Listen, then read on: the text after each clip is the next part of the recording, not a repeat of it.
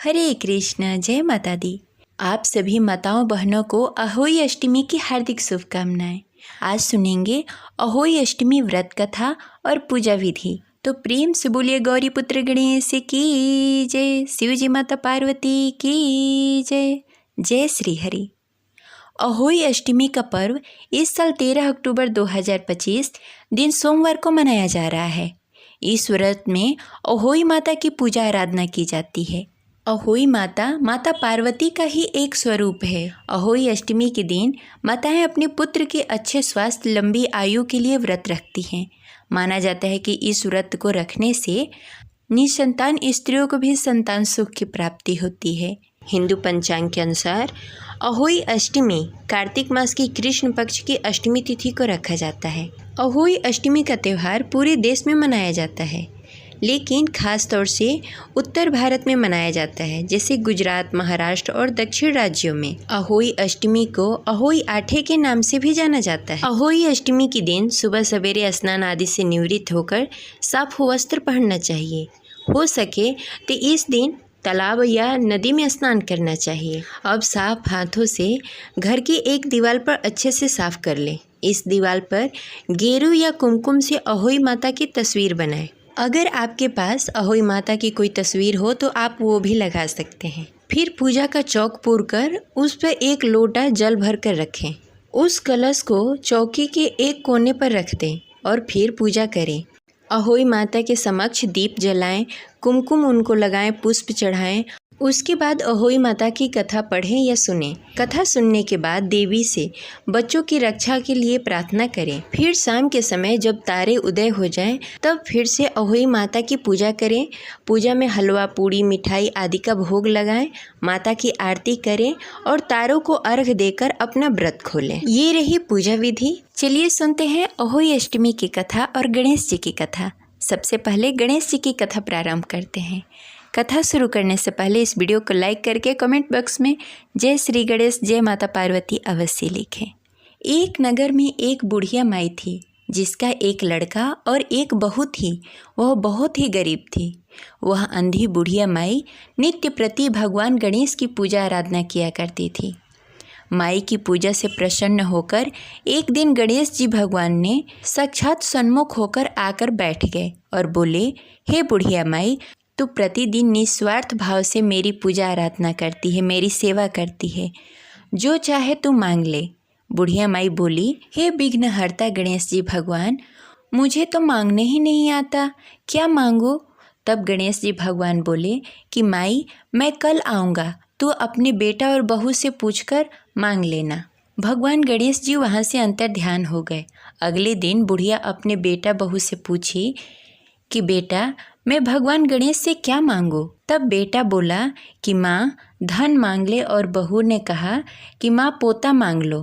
तब बुढ़िया ने सोचा कि बेटा बहू अपने अपने मतलब की बातें कर रहे हैं। बुढ़िया वहाँ से उठकर अपने पड़ोसन के यहाँ गई। पड़ोसन से पूछा तो पड़ोसन बोली कि बूढ़ी माई, तुम्हारी तो थोड़ी सी जिंदगी बची है, धन और पोता मांगकर क्या करेगी? तेरी आंखें नहीं हैं, तू भगवान जी से आंखें मांग ले, जिससे तेरा जिंदगी सुखमय व्यतीत होगा। उस पर बुढ़िया माई ने बेटे, बहू तथा पड़ोसन की बात सुनकर घर में जाकर सोचा कि जिससे बेटा बहू खुश हो जाए और मेरा भी भला हो जाए, मैं क्या मांगूं? जब दूसरे दिन गणेश जी महाराज आए और बोले कि बुढ़िया माई, मांग, क्या मांगती है?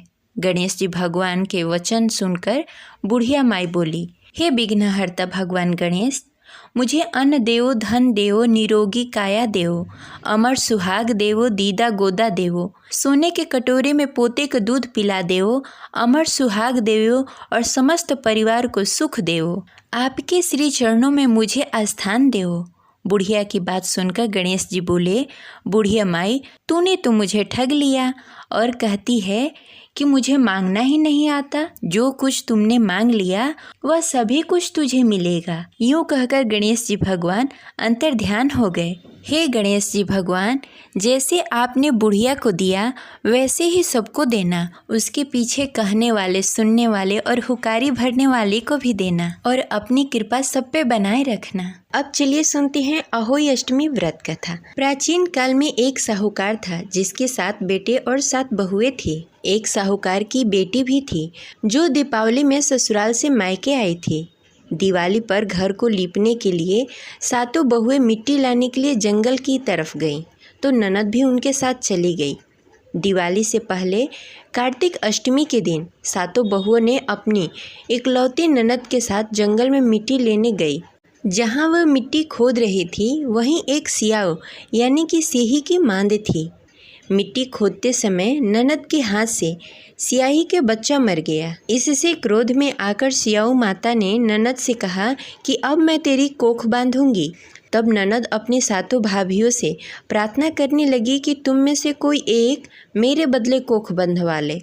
सभी भाभियों ने अपनी कोख बंधवाने से मना कर दिया, लेकिन छोटी भाभी सोचने लगी, अगर मैं कोख न बंधवाऊंगी तो सासू जी नाराज हो सकती हैं। ऐसा विचार करके ननद के बदले छोटी भाभी ने अपना कोख बंधवा ली।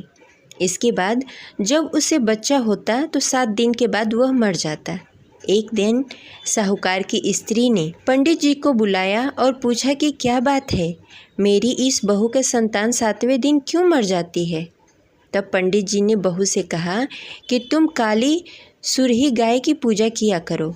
उन्होंने बताया कि दरअसल काली गाय और सियाऊ माता की भाईली है, वह तेरी कोख छोड़े तो तेरा बच्चा जिएगा। छोटी बहू ने पूरी लगन से गाय की सेवा की।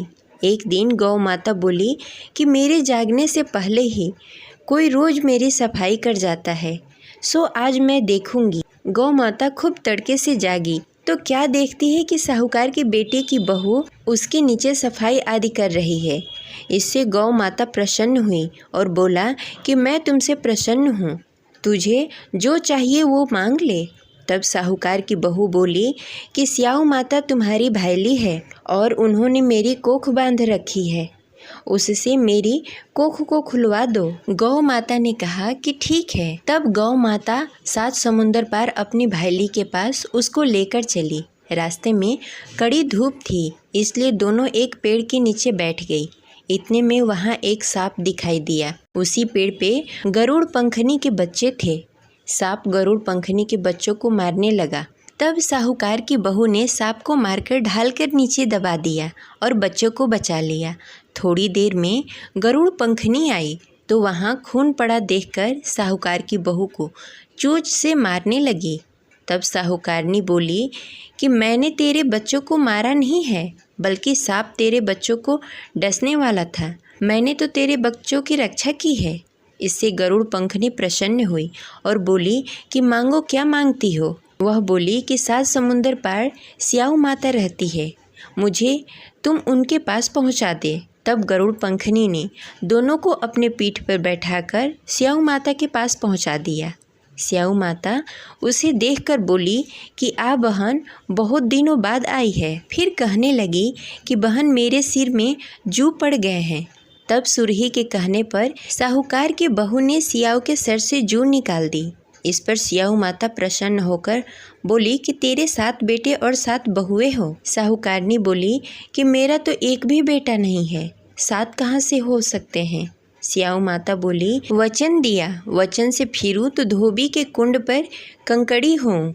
तब साहूकार की बहू बोली कि माता, मेरी कोख तो तुम्हारे पास बंद पड़ी है। तब सियाऊ माता बोली कि जा, तेरे घर में 7 बेटे और 7 बहुएं मिलेंगी, तू जाकर उजमान करना, 7 अहोऊ बनाकर 7 कड़ाही करना।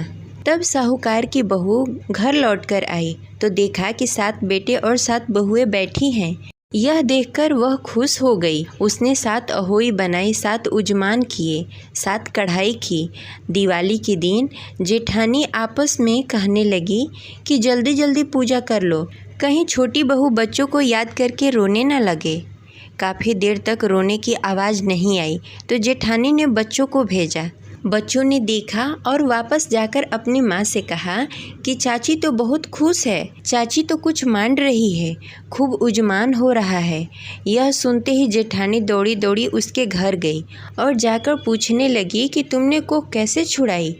वह बोली कि तुमने तो कोख बंधाई नहीं। तब साहूकार की छोटी बहू ने कहा कि मैंने कोख बंधाई थी, लेकिन अब सियाऊ माता ने कृपा करके मेरी कोख खोल दी। सियाऊ माता ने जिस प्रकार उस साहूकार की बहू का कोख खोली, उसी प्रकार हमारी भी खोलियो, सबकी खोलियो, कहने वाले की, सुनने वाले की और हुकारी भरने वाले की, तथा परिवार की कोख खोलियो।